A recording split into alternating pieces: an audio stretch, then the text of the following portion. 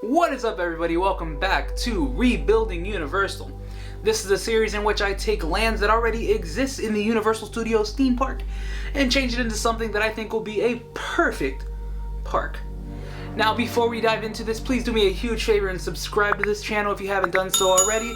Also, give this video a thumbs up. It helps us out tremendously with the algorithm. Now, with all that being said, let's dive straight into this rebuild for San Francisco right after the intro.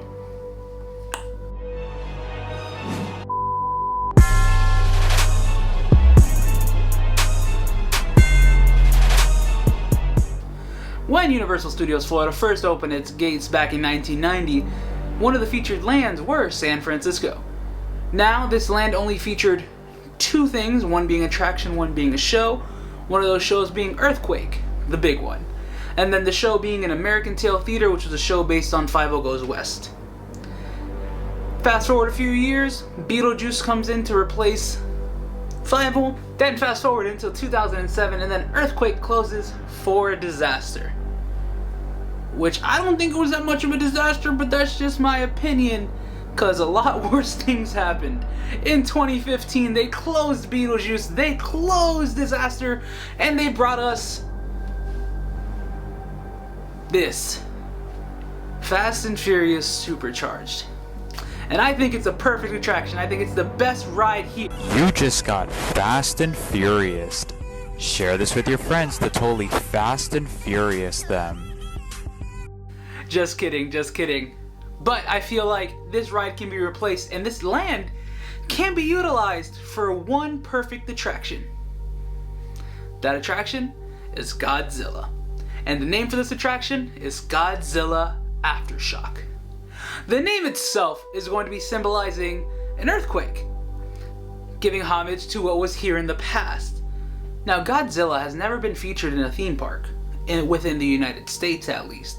If you guys want some in-depth history on Godzilla in the theme parks, go ahead and check out Storybook Amusements. He just dropped a video not too long ago talking about the Godzilla and King Kong attractions in general, pacing them against each other, you know, Godzilla versus Kong.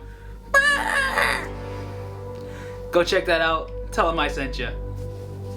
The queue and the facade for this attraction will be a San Francisco tourist center, where you will be going on a trolley cart ride through San Francisco. The ride vehicle itself will be a trolley car that is modified to be a little bit bigger to accommodate 4 more people. Kind of giving you the same look as like the seats from Kong, but more spaced out.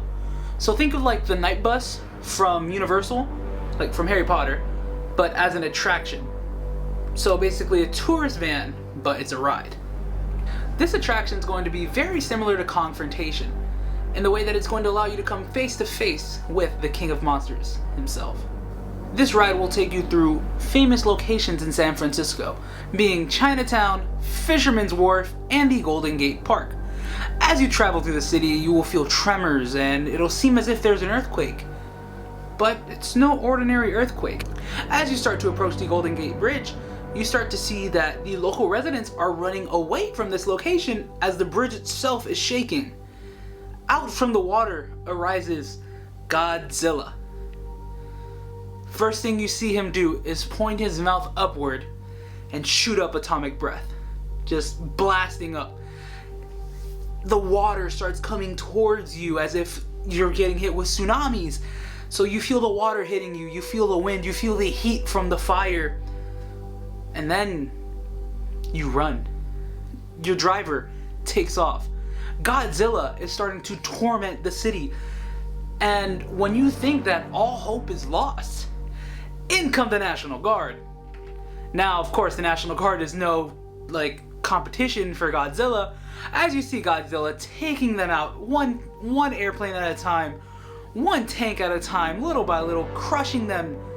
And at one point, Godzilla grabs your cart, looks at you, just stares, and puts you down. We're not sure why Godzilla decided to not attack you, but as he puts you down, he turns around and walks back into the Pacific Ocean. The National Guard is a standstill. Everything is calm. You hear one last roar, and then you go back into the trolley station, like everything is perfectly fine. Now, that is all for Godzilla Aftershock. However, if you guys know the area of San Francisco, it is very tiny compared to most lands. So sadly, I couldn't really think of much to change with the area. I feel like it's all pretty well themed. So the only thing I was really thinking here is the gift shop in general. What would I do here? Now, if you guys know the gift shop for Disaster and Fast and Furious and things, it's kind of like pushed way back.